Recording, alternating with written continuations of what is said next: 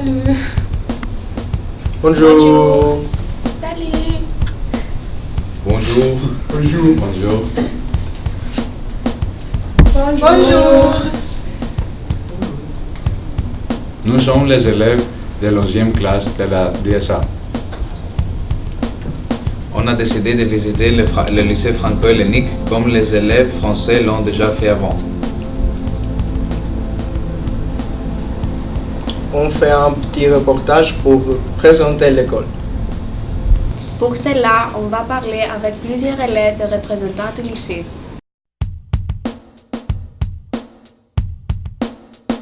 Alors, moi je suis Madame Elino, je suis le proviseur adjoint du lycée franco-hellénique Eugène Delacroix. Donc le proviseur adjoint qui assiste le proviseur dans ses missions administratives et pédagogiques de la section française du collège et du lycée. Ouais. Est-ce que vous voulez nous donner quelques informations sur le lycée franco-hellénique? Combien d'élèves et de nationalités vous avez? Alors, le lycée franco-hellénique compte 1625 élèves, de la maternelle à la terminale, et qui sont répartis sur deux sections. Une section française qui va de la maternelle à la terminale, et une section hellénique qui va de la 5e à la terminale. Alors, en ce qui concerne les nationalités, on a 42 nationalités différentes au sein de l'établissement. Quel est le pourcentage des élèves qui vont en France après l'école pour faire leurs études?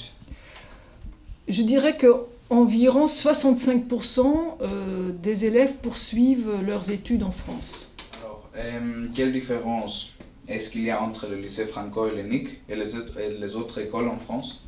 Alors les établissements français à l'étranger, ils dépendent donc aussi, ils suivent le programme comme les élèves en France, comme un lycée français, et ils s'adressent aussi donc aux Français qui habitent dans le pays hôte, parce que là on est en Grèce, donc c'est notre pays hôte. Et donc les Français qui habitent en Grèce, mais ils s'ouvrent aussi aux enfants de la Grèce, enfin des Grecs, et également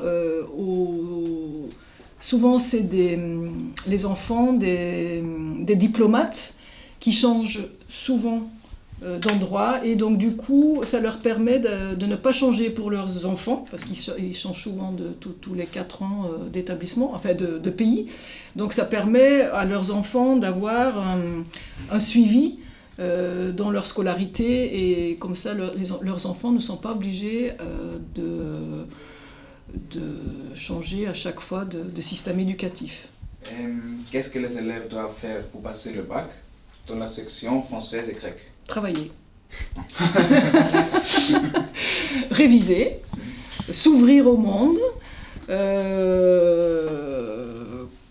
Je pense que voilà, c'est comme partout, c'est s'intéresser à ce qu'on fait, s'ouvrir et oui, réviser et travailler. Est-ce que vous voulez nous décrire une journée typique d'un proviseur, d'une proviseure adjointe? Ça, c'est compliqué parce qu'il y a une étude sociologique qui a été faite sur notre métier. Et en fait, après une analyse, donc ils avaient fait des interviews auprès de beaucoup de personnel de direction, parce qu'on est personnel de direction. On a découvert qu'en gros, dans une journée, on fait 159 tâches différentes. Donc ça va être compliqué à vous décrire 159 tâches différentes, mais c'est vrai qu'on peut faire tout dans une journée. On arrive tôt, on arrive avant les élèves, ça c'est sûr, et on quitte tard, très tard même, après le départ des élèves. Mais au milieu, on peut faire à la fois le suivi des élèves, la mise en place des projets pédagogiques, la DRH, la comptabilité, C'est hyper varié, répondre à une urgence, faire des interviews pour les élèves. Donc là j'ai rencontré juste avant vous un chercheur qui était venu pour travailler avec nos élèves, donc j'ai fait le point avec lui sur son séjour. Voilà, donc c'est très varié, c'est un métier fantastique, très varié, et voilà, je suis très heureuse de faire ce métier.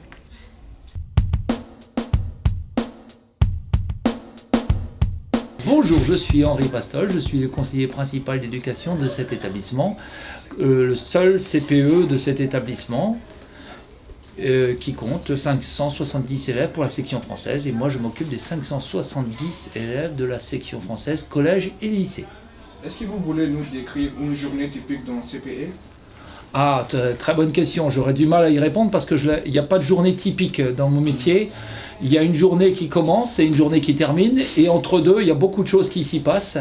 C'est ça aussi l'intérêt du métier, c'est-à-dire que je ne peux jamais prévoir ce qui va vraiment se passer. Alors j'ai des rendez-vous avec des parents, des rendez-vous avec des professeurs, des rendez-vous bien sûr avec les élèves. Je gère les petits problèmes de la vie d'un établissement. Avec une équipe, il y a plusieurs surveillants, et tous ensemble on gère tout ce qui se passe en dehors des salles de cours. C'est ça notre métier. La vie scolaire s'occupe des élèves quand ils ne sont plus en salle de cours. Ils sont sous notre responsabilité et on essaye de faire que ce temps se passe bien dans l'établissement. Et combien d'heures par semaine est-ce que vous travaillez? Ici, malheureusement, beaucoup. Je dis ici parce que c'est un lycée qui est peut-être qui est atypique, à savoir que en France, généralement, il y a 2 CPE pour un établissement de cette taille. Et ici, je suis tout seul. Malheureusement, j'aimerais bien avoir un collègue. Et du coup, ma journée commence à 7h45, 7h50 et elle se termine généralement vers 19h, 20h.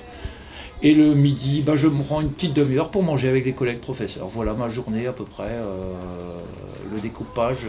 Donc toutes les semaines, on fait une 50-55 heures à peu près. Et le week-end, on est fatigué, on dort. C'est simple la vie d'un CPE.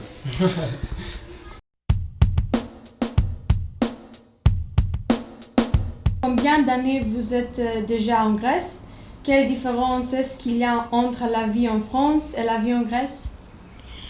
Alors j'enseigne l'allemand au lycée franco-hellénique depuis 2009, et j'ai donc des élèves de la 4e à la terminale, et j'ai aussi des élèves en FLS, donc français langue seconde ou langue de scolarisation, en 6e et en seconde aussi.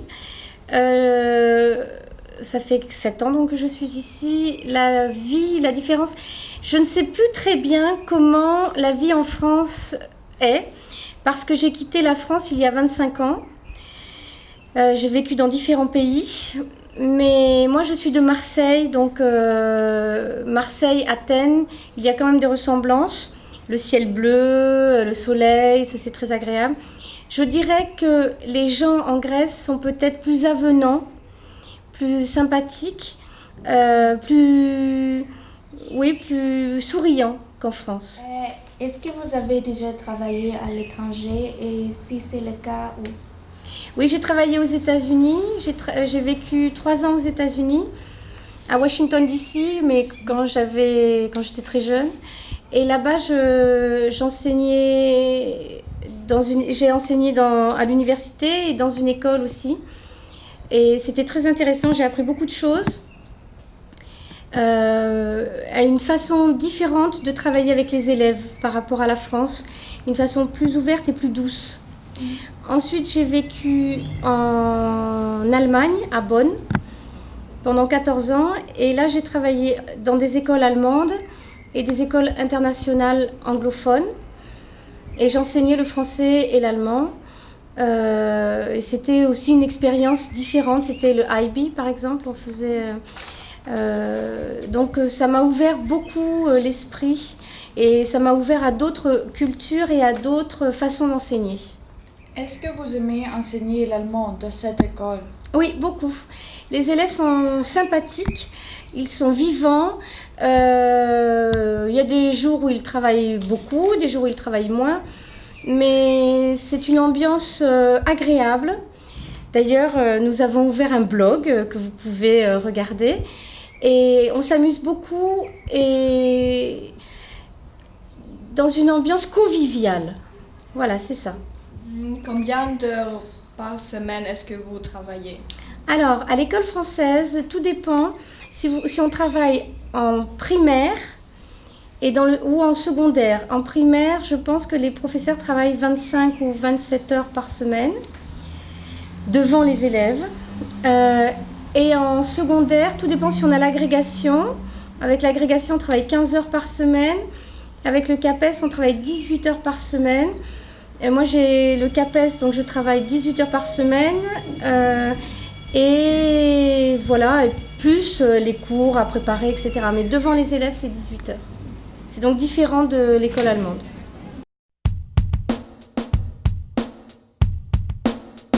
Pourquoi est-ce que vous apprenez l'allemand? J'ai vécu plusieurs années en Suisse, dans le côté germanophone, et donc j'ai continué l'étude de l'allemand ici en Grèce.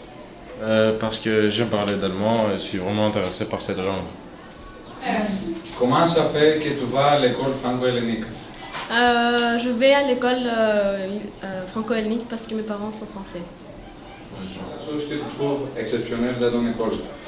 Quand on vient à l'école ici au lycée franco-hellénique, on a des amis, on vient, c'est la bonne humeur dès le début, on s'entend très très bien.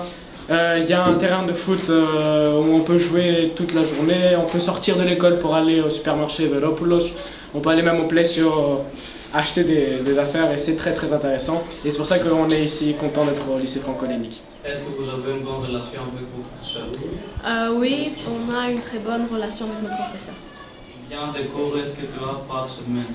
On a environ 30 heures de cours par semaine. Est-ce qu'il y a des fêtes dans ton école? Oui, le système grec, elle organise à chaque vacances plusieurs fêtes, des danses, des spectacles, il y a des options théâtre aussi qui font chaque fin d'année des pièces et c'est aussi l'occasion pour toute l'école de se retrouver en dehors du cadre scolaire et de pouvoir passer de très bons moments, même à l'école, parce que c'est pas vraiment l'endroit où on passe de bons moments parfois.